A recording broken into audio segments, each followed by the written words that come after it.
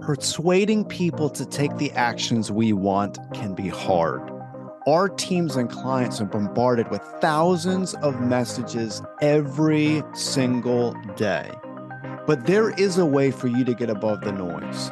Stories. This is the Stories with Traction podcast, and I'm your host, Matt Zaun. Join my guests and me as we unpack the power of storytelling. We'll talk about topics like leadership, sales, and marketing, all through the lens of strategic storytelling. Enjoy this episode. Last June, I launched a podcast episode called How Opinion Surveys Are Hurting Your Business. That episode went exceptionally well, and within 47 minutes, I learned a ton from my guest. That guest, Craig Andrews, recently put out a book called Make Sales Magical. I bought the book and received the book right before heading on a flight, and I remember putting the book and a notebook, thank goodness, to take notes in my carry-on from a trip from Philadelphia to Houston. Within that time, I read the book and took copious notes. Now, I think this book might be one of the most impactful books I read all year.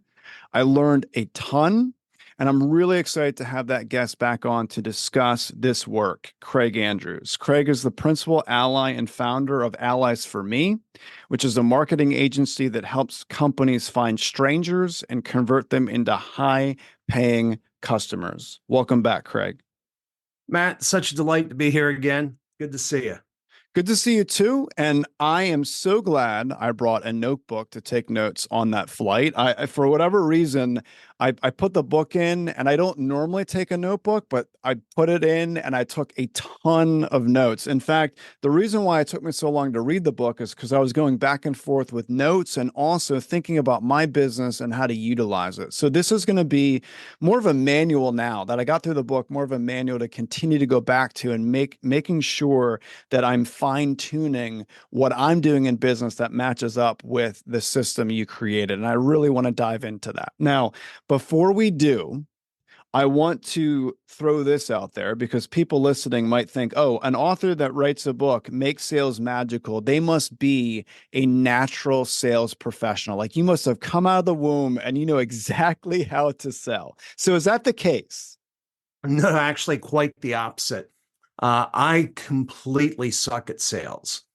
And, I'm a marketer. And I love marketing and I love all that's involved with marketing. But at some point I had to sell. And this process is something I came up with just to put food on the table because I tried different sales techniques. I took some Sandler training. I took some other training. And what would happen is inevitably, I would feel uncomfortable during the sales call. And one of the ways I describe it, I feel like a lot of sales coaching, it's like you have a herd of cattle that you're trying to drive into a canyon until there's no escape.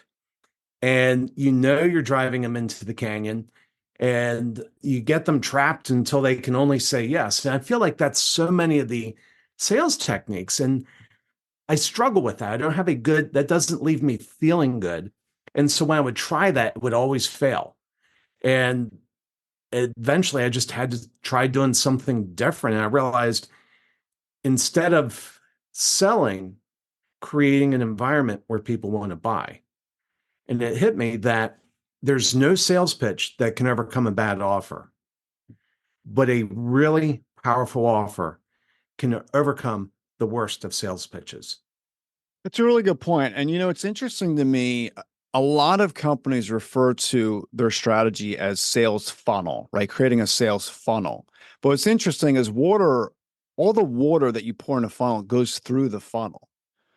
And it's amazing that we're not focusing more on a sales filtering out prospects that we don't want to work with. And we're going to get to that in a moment for sure. But I want people to recognize that if they're trying to sell a very large commitment to a prospect, you mentioned in your book, a high ticket offer requires a complex first offer. So what do you mean by that? Yeah, so let me give two examples. Many of your listeners will be familiar with at least one of them. years ago, Columbia House Records had a deal where if you buy, you could buy 13 albums for 1 penny if you join their record club. And this is great because if you're the type of person that wants to build a record collection, 1 penny gets you 13 steps closer to your goal. That's an irresistible offer. My wife subscribed to that. I would call that a simple offer.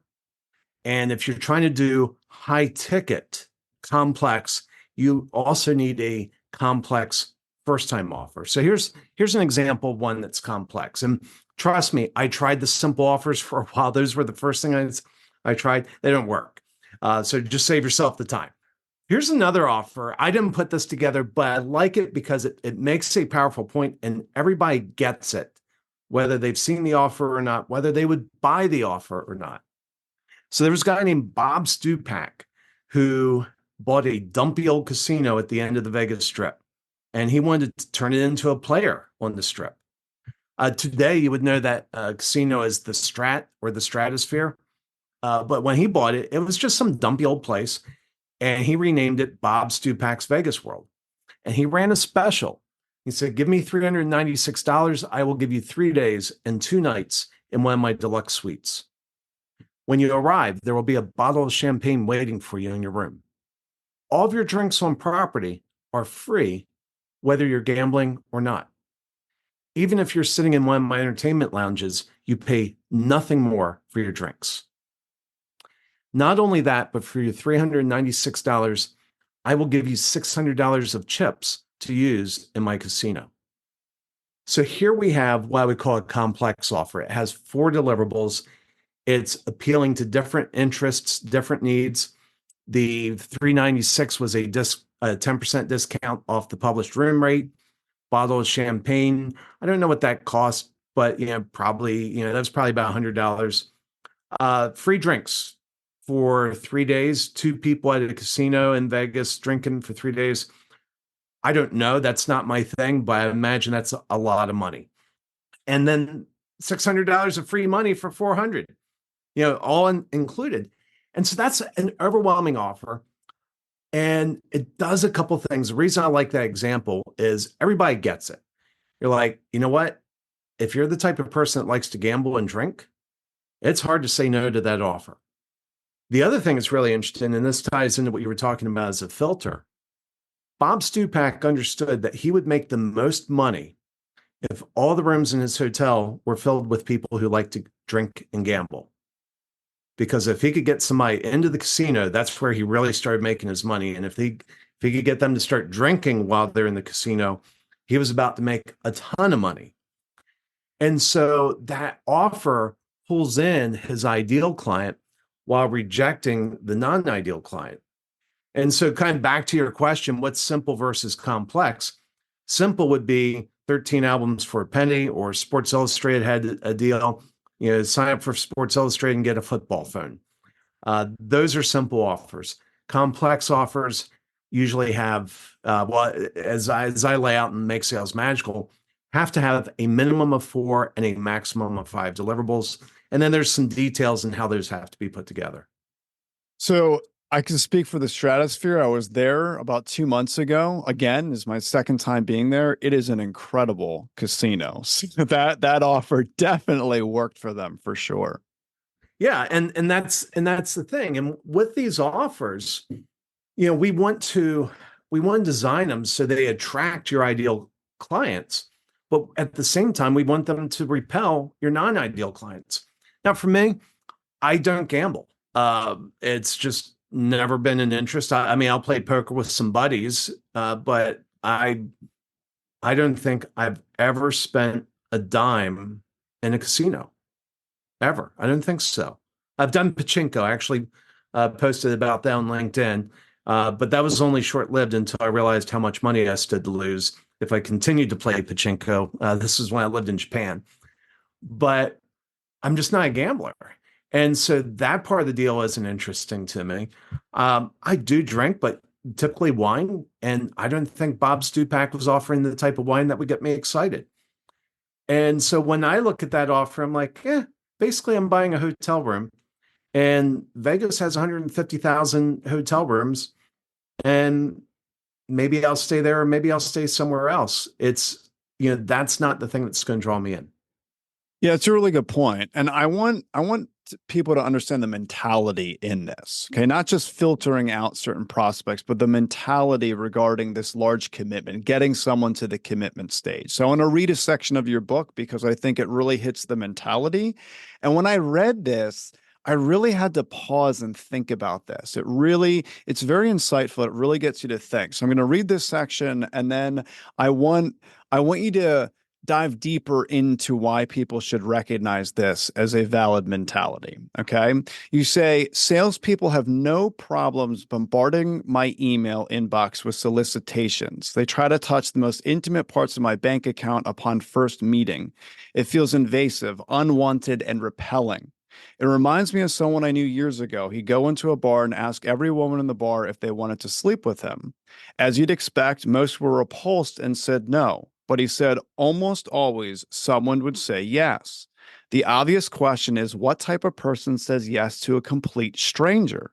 What are the consequences and downsides to sleeping with such a person? Is it different in business? What does it say about the character of a person who writes a big check to a complete stranger?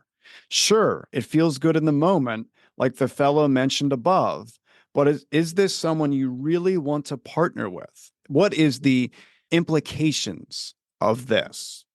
So I want you to dive deeper into that because I read this and I'm like, this makes so much sense.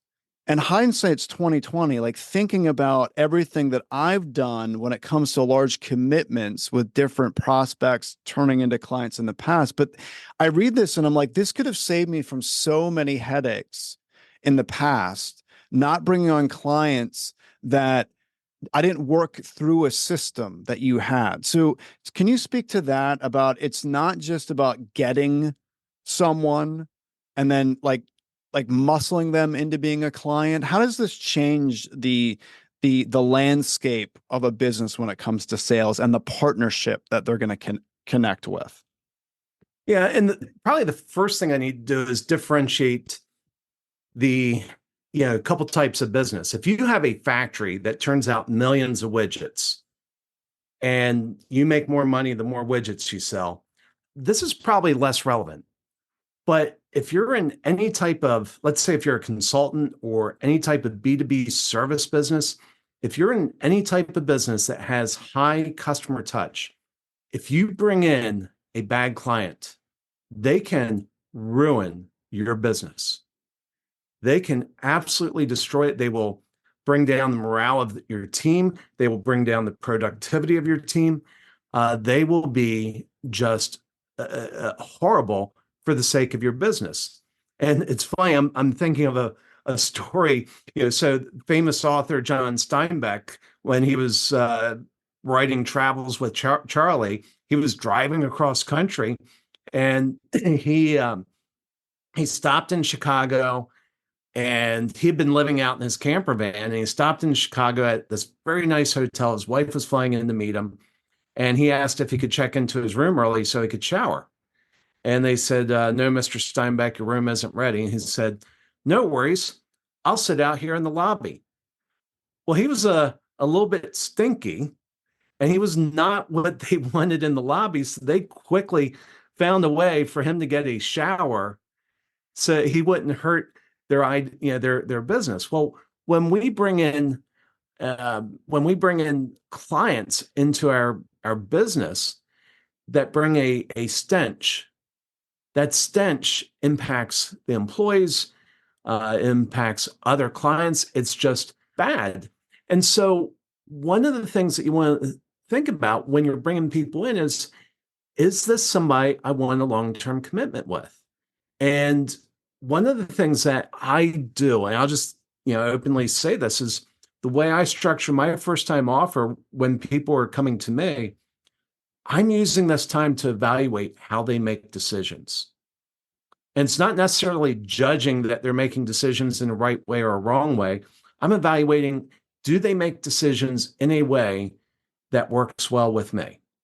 And, one of the things I mentioned in the book, I value decisiveness. And so somebody that needs to deliberate over what I would call a obvious yes, we filter them out right away because I start thinking down the road, if it's hard to say yes to something that's an obvious yes, what's it going to be like when we get to some harder things that are less obvious? That's a really good point. It's amazing the amount of time we're going to save by implementing your different stages. And I want to get to the stages because I think this is a lot clearer on what you mean going through the stages. And one of the things I really love about your book, I love many things, but one in particular is you don't just talk about the why and the what, you do outline the how. How do you actually implement that, which I really want to get to. So based on what I read, that scenario, you mentioned the commitment phase has certain stages, and you bring up the analogy of almost like dating to marriage. What's interesting is, Craig, the analogy you use is the exact quote unquote journey from my dating experience to marriage, right? So I want to go through the stages and I want to break it down. So you have introduction, conversation, coffee date, dinner date, and commitment. So introduction, I was introduced to my wife at a barbecue. It was the end of summer barbecue. So someone reached out to me and said, "Hey, do you want to come to this party?" I went to the party. I met my soon to be wife. Okay. So I met my wife, Courtney. We had a very long conversation at the party. We really hit it off. And then after that, I said to her, "Hey, I'd love to continue our conversation. Would you like to go to Starbucks?" So we had the coffee date. After that, I said, "Hey, why don't we grab pizza?" This was like a week or so later. So we went for a dinner date. And then from there, we started the process of commitment. So we went from introduction phase to commitment in just shy of a year. I think it was one day shy of a year from the moment we met, but we still went through these 5 stages. So I love the analogy. So based on that analogy, let's talk about, well, before I get to that, what are your thoughts on that? Because it hit it to a T, it fit me. I want you to dive deeper into why you picked that analogy, why that's good for sales reps to think about. Yeah. So typically we're talking to people that have 5, 6, 7 figure offers, could be an 8 figure offer, certainly. When people are going in and you go for the big offer, and I'll give an example. I know a managed service provider who was trying to cold call their way into $250,000 deals with 3-year minimum commitments. That's And awesome. and I just look at it and they, they actually bought one of our first time offers. And I said, you know, that's not how humans work. This is not a plan of success. And they're like, yeah, we know. And then they continued to do it for, I think, another 8 or 9 months until they finally had to lay off their sales staff. They actually increased their sales staff thinking, we're just not cold calling enough people. We just Wow. need to work harder at this. And the problem with that is, so back to your story, let's say that you had met Courtney at that event and you had asked something much more audacious at that first meeting, something much more committal. Courtney would have thought you were a little bit creepy and run away. Well, guess what prospects do when you go in and you make the big ask at the beginning? And and there's somebody listening saying, "Oh, no, we don't do the big ask. We do this other thing." And inevitably, what we're describing is some version of what was that game, Leisure Suit Larry. You're coming in and people see what you're doing. There's no mystery why you're talking to them, and they get it, and their guards up the entire time trying to figure out what. All right, when's it coming? I know a sales pitch is coming. When's it coming? And so the whole idea, the reason we go on coffee dates and relationships is not because we expect them to fail. We go on them because we think there's potential here. We think there's an opportunity for us to have something wonderful together, but I just don't know you well enough yet. And so I'm not going to make a big commitment. I want to have some safety levers in place where if things don't go how I hope they do, I can get out of this quickly. And it's that coffee date where all of a sudden you start having an experience, and when it clicks, it clicks. I remember I went out on a coffee date once with a wonderful woman, and it was just such an amazing time. And on my way home, I was just blasting over the radio, an aria by Puccini, one of Puccini's operas, and that just really was expressing all of the joy that I had and that I felt in that moment because I had such a wonderful experience with Amy was the girl's name. And so the natural next step is, yes, let's go do something more. But we went on that coffee date to figure out, is there something here?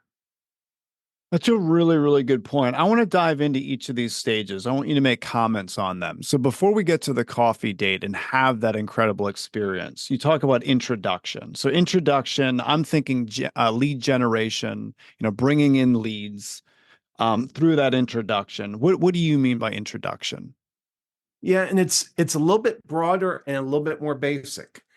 So introduction can even be the first impression where somebody sees you in a LinkedIn post, in a ad, in some other way. Here's your name mentioned. Often, introductions probably, even though it's described as one step, often it's going to be multiple steps. Where you talk, Matt, about going on LinkedIn and reaching out to people, commenting on their post. That's where you're in the introduction phase, and then eventually, you get that DM from somebody saying, "Hey, Matt, I really like what you're talking about. Can we talk?" And that's when you're moving from introduction into conversation. And so when you think about introduction, think about channels. LinkedIn is a channel, Facebook's a channel, Google Ads, direct mail, a variety of means. You just have to have a mechanism to create that introduction. And for the security of your business, for the durability of your business, I would recommend that it's more than one channel. Never become too dependent on one lone channel to grow your business.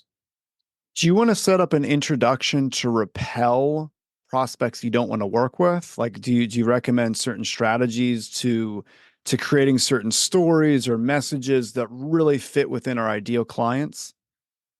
That can be a part of it. I would actually say to call out your specific client, your specific avatar. And that's how I would lead. So, one of the things that we do long form Facebook ads. They work brilliantly well, and yes, they do work for B2B. And everybody thinks, well, that's a B2C platform. The reality is, even people in business have a Facebook account that they go check. And quick side note, the key to working on Facebook, people go to Facebook to read stories about people. So don't go to Facebook and say, hey, look at what I have to sell. Go to Facebook and tell a story about people that pulls people in. But the first two lines of that story, or first three lines as viewed on mobile, needs to call out your ideal client. They need to see that and say, hey, that's me. It's like if you go into, go down to the boardwalk and, there's a bunch of people at the boardwalk and you hear somebody shout out, Matt. Well, there may be 10 Matts on the boardwalk in your vicinity. And every one of you guys is going to turn your head to see, hey, are you talking to me? And so instead of structuring it to repel, I would actually recommend structuring your ads to speak to your ideal client. This isn't even just for advertising of your services. This is also your employment ads. My best employment ad that landed a phenomenally awesome employee said absolutely nothing about the job. I talked about her in the ad before I even met her. And I said, this is who you are. And if this is who you are, let's talk. And later, this was Libby who worked for me. And, when I asked Libby, I said, what made you respond to that ad? She said, when I read it, it was talking about me. And the ad did not talk about the job. It talked about her. And so I would say that when you're doing your ads, whether it's for employees or for driving leads into your business, talk about your ideal client. They should hear their name called out in the crowd. Wow, I love that you mentioned for hiring as well. There's so many companies that mess this up. So I really appreciate you mentioning that. So once we get to the introduction, let's talk conversation. So can you dive deeper into conversation? And when you say quote unquote content marketing, what do you mean regarding the conversation phase? So content marketing is a old concept. I don't know when it started. I know it at the very least in 1900, the Michelin brothers started using it to sell tires. And most people have heard of the Michelin Guide. They know Michelin star rated restaurant's a big deal. What they don't realize is that whole thing started back in 1900 as a way for the Michelin brothers to sell more tires. And at the time, people who had cars in 1900, the people who had cars had drivers for those cars. And the drivers were looking for ways to ingratiate themselves to their bosses. And so the Michelin brothers decided to make a guide of inns and restaurants in the French countryside. And they would give these guides away for free to the drivers. And so the chauffeur would go to his boss and say, "Hey, I've read about a wonderful inn up in Deauville, and there's some wonderful restaurants there. Would you like to go there this weekend?" And owner would say yes. And so they would drive up to Deauville, wearing down the tires on the car, spend the weekend in Deauville, then drive back to Paris, wearing down the tires on the car. And when the chauffeur needed new tires for the car, the natural person to call was Michelin. And that's how Michelin grew to be such a powerful brand. But it's about helping people solve problems. And I like that example of the Michelin brothers because it was a little bit hard to connect the value they were delivering to the sale. There was a connection, but if we think about starting conversations, your prospective customers have problems in their life, and you know how to address these problems. And content marketing is simply offering content that helps them answer that. Matt, one of the things that we talked about was you said that you've started focusing on a blog and it's your traffic has gone up significantly. Well, the reason it's gone up significantly is your blog is answering questions that people have. No, absolutely. I appreciate you mentioning that. I started focusing on that. So about 6 months ago, and that it's funny that you mentioned that. That is literally what was bouncing around my head. Here are the certain questions. Let me answer them in blog form. So that was spot on with what you just said. So that's the first step in content marketing. And, often what happens, the way we like to do things is if you have a blog article, we like to have a piece of content paired with that blog article or paired with a group of blog articles that get people engaged. And so for you're obviously always talking about storytelling and the power of telling stories. And one of the questions that somebody has in their mind when they see that is, well, I don't have any stories in me. I assume that in your blog, there's probably a link saying, "Hey, I have a guide of 151 story ideas that will help you get down the road. Click here, fill out this form, and I'll send it to you." And when you do that, bam, you have a lead. Here's what I love about the mentality. One of the many things that I immediately implemented after reading your book was, now it's not just semantics. This really was a mentality shift for me. I always refer to it as lead magnets. After reading your book, I am going to continue to refer to them now as conversation starters because the mentality is different. It's that gotcha mentality, right? It's a magnet, it's a target. And I really think the mentality of what you just said, Craig, is coming up with something to start the conversation. There's 150 storytelling prompts. I want to start a conversation with someone because that's just very small regarding the value that can be offered through other different avenues on my site. And it's a really good conversation starter. So I appreciate you mentioning that. Now, one of the areas, the coffee date, and this is one of the reasons why this book is going to be incredibly impactful to me. I was really messing up on the coffee date phase. Okay. And I was jumping right to dinner date. I needed to have something in between. And you mention in your book, you say, you can close deals much faster once your prospects experience what it feels like to be your customer. So can you dive into that more? Absolutely. Just for clarity, in case folks have missed this, a coffee date in our vernacular, as we're talking about right now, is that offer sort of like Bob Stupak's Vegas World. It's an offer that you dangle out there that's an insane value that when you present to a qualified buyer, that actually has a need, has a problem that you can solve, they're going to say yes. That's the only answer that can come out of it.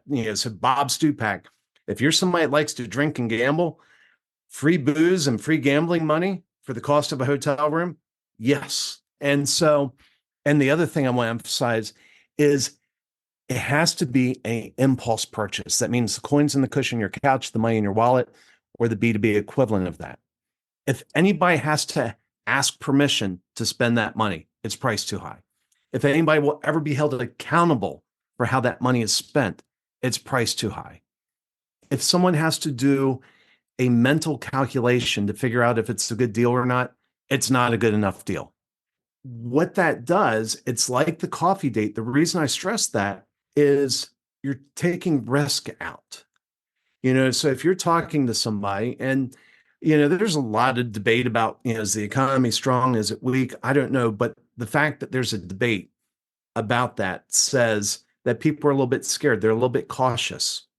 And because they're cautious, when they're making a purchasing decision, when they're getting ready to spend some of the company's money or some of their own money, they're trying to figure out, is this going to come back to bite me?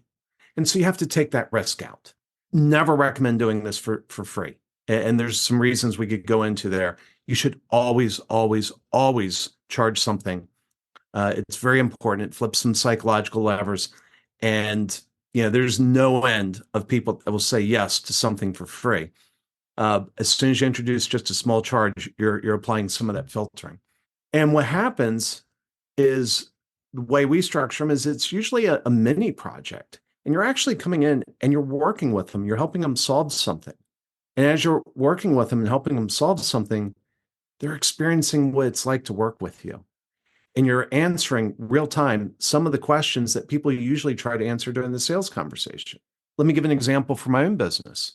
So I fractional CMO, do marketing consulting and so forth.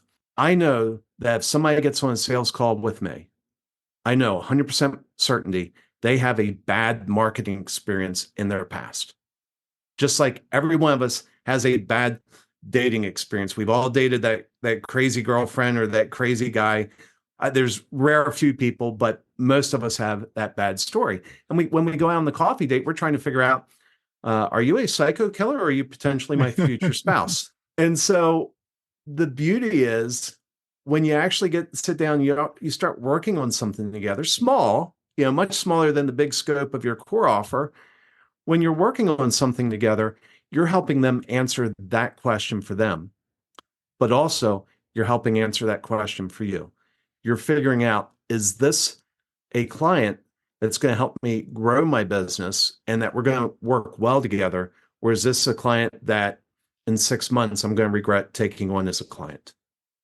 So, yeah, and you mentioned something a little bit earlier that I really appreciated. You said that how they make decisions, and then you also said, do they make decisions in a way that works for me? So when it comes to the coffee date, so you're basically offering them an absurd amount of value for a specific price point, and you outline in the book the different price points that you recommend. What are some of the decisions you're looking for? Are you looking for speed? Are you looking for, is the offer so good that they have to be literally out of their minds? So of course you wouldn't want to work with them if they're hesitant on that. What are some of the decisions that you're looking for through the process of them receiving that coffee date and then through you executing it?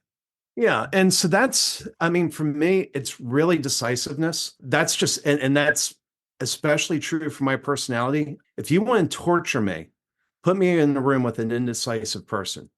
And there's somebody in my family who I love deeply, who goes into these spirals of not being able to make a decision. And when I'm around them, they're in one of those spirals, I just get up and quietly leave the room because it's painful. It's literally painful for me to be there. And so that's one of the things I'm filtering out when somebody's coming in. I'm trying to figure out, are you a decisive person? And so if I dangle this insanely good deal in front of you and you need to think about it, and I had this happen last week. I had somebody, I go through it. They had a problem we could solve. And, I present and they say, hey, can you write that up and send it in an email? I said, yes, of course. And I had it all templated. So, Literally, it took me 30 seconds to fire it out. But when I did it, I also knew they would never be a client because that's just not a match. I'm like, if you need to take more time to dig into the details of this, and this is an offer that I've been presenting for years. I have enough feedback to know this is a good offer. And so if you need to dig in and think about it a little bit more, we're not going to be good together. We're just, and I don't say that. I give them the opportunity to self-select out.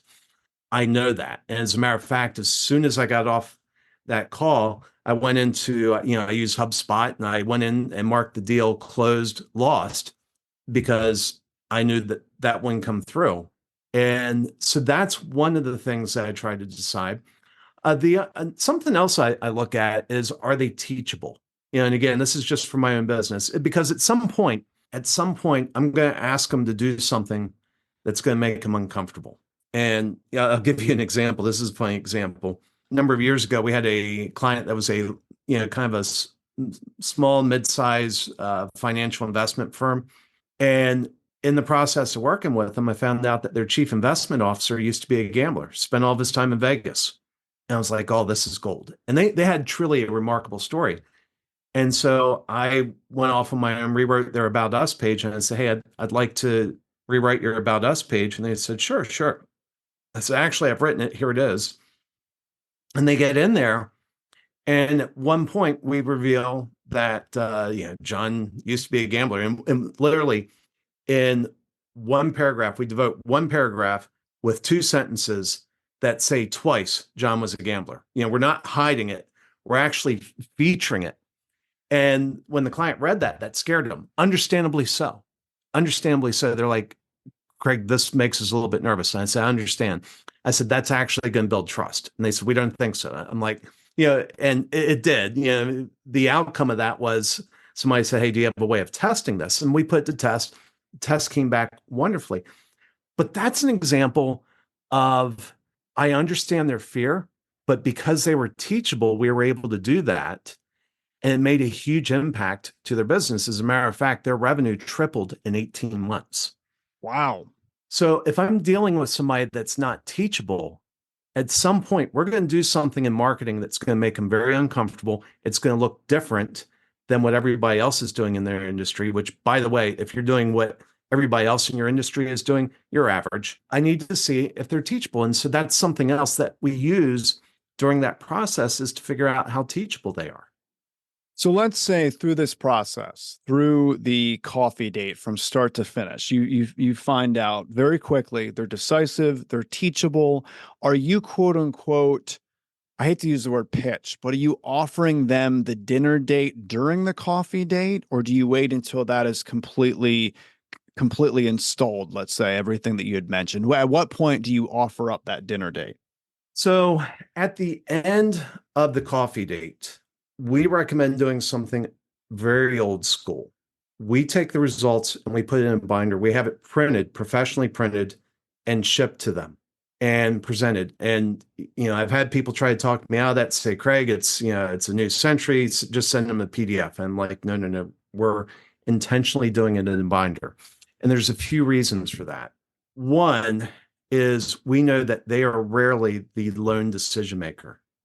There are other people that are going to have to say yes for this decision.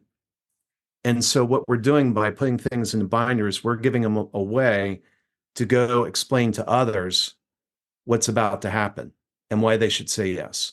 And when it comes in a highly produced binder that looks very professional, that starts triggering, and we can get in a little bit of psychology here, but starts triggering the back part of the brain, which is just system one thinking, that looks for patterns. And that pattern says, hey, this is well thought out. This is professional. And all of a sudden that starts giving them ease and comfort for the people that have to also agree on the decision.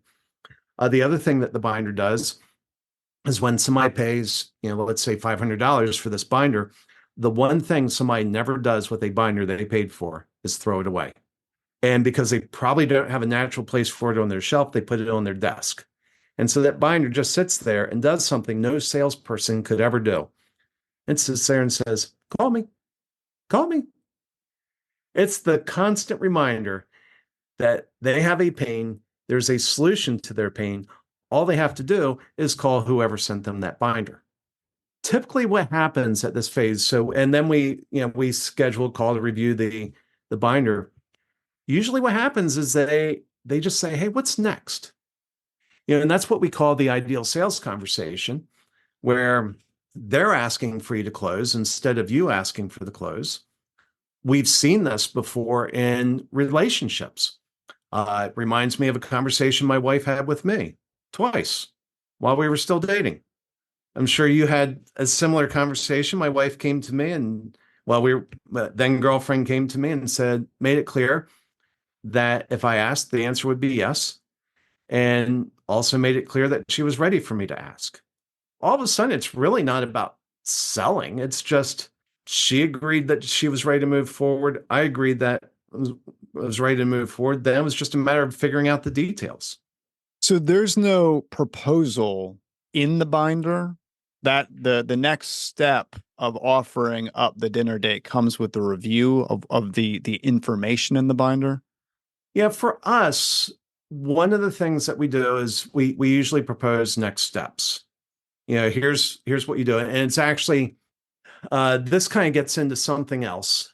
So we talked about how there should be 4 or 5 deliverables, no less than 4, no more than 5 deliverables in your first time offer. And the final deliverable, and this is going to sound very complicated, and I promise I will immediately simplify. The final deliverable needs to be the solution to a problem that's uniquely created by the successful delivery of the preceding deliverables. That's the complicated version.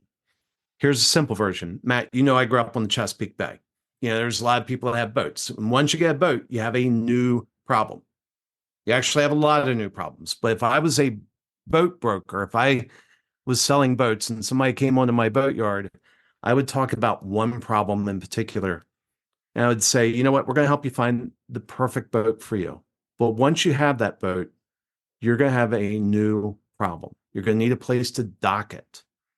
Well, guess what? We know all the marinas in the area. We know all the yacht clubs in the area. We know their pricing. We can make introductions for you. So we will help you find the perfect slip for you to dock your boat.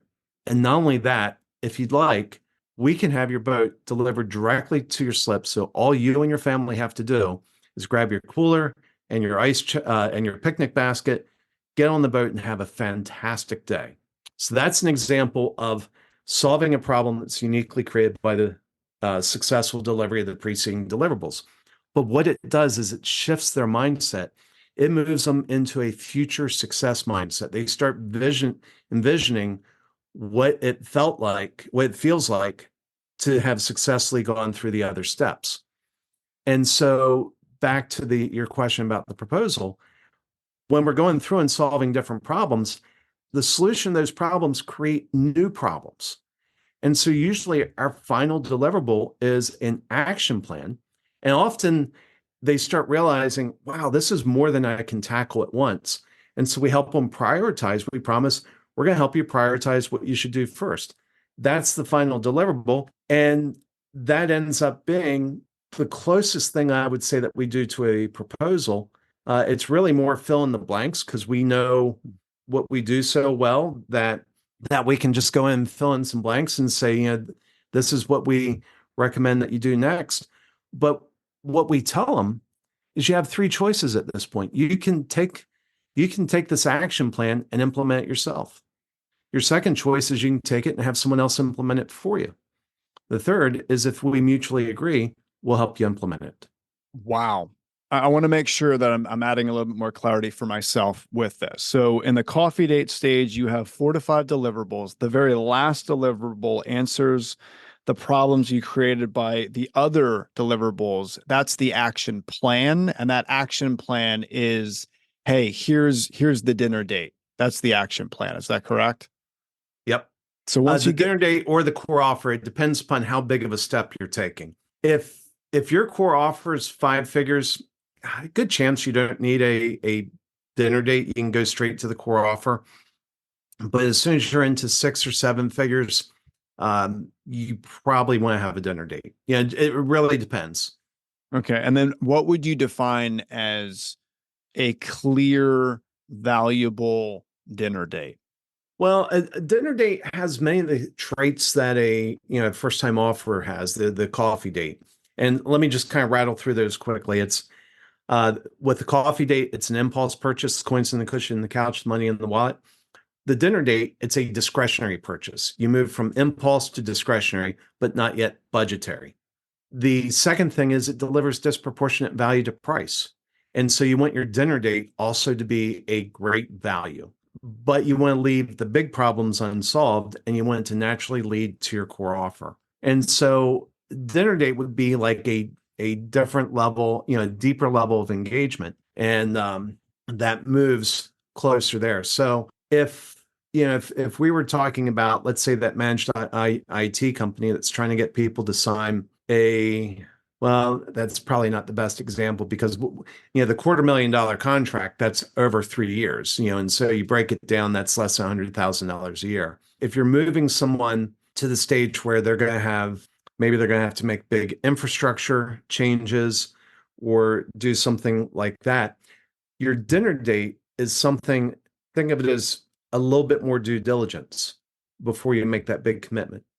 So put yourself in the CEO role of whatever company you're trying to sell to. Before they make big changes and before they make big commitments to use you, they're going to do different levels of due diligence. The coffee date is the first level of due diligence. The dinner date is the next level of due diligence. What I believe most companies do, what they mess up, is they kind of muddle and combine the coffee date and the dinner date into the due diligence, but without the careful structure, and they end up doing it for free, and it just takes a long time, and they're doing all this proposal work while they're not actually solving problems. The reason we jump to the coffee date is it gets you solving problems sooner. And the sooner you solve a problem in somebody's life, the sooner it causes the release of oxytocin in their body, which is the bonding hormone that bonds baby to mother. All right. So people could do what you just said, or they could keep doing cold calling. I think I would rather do what you just said for sure.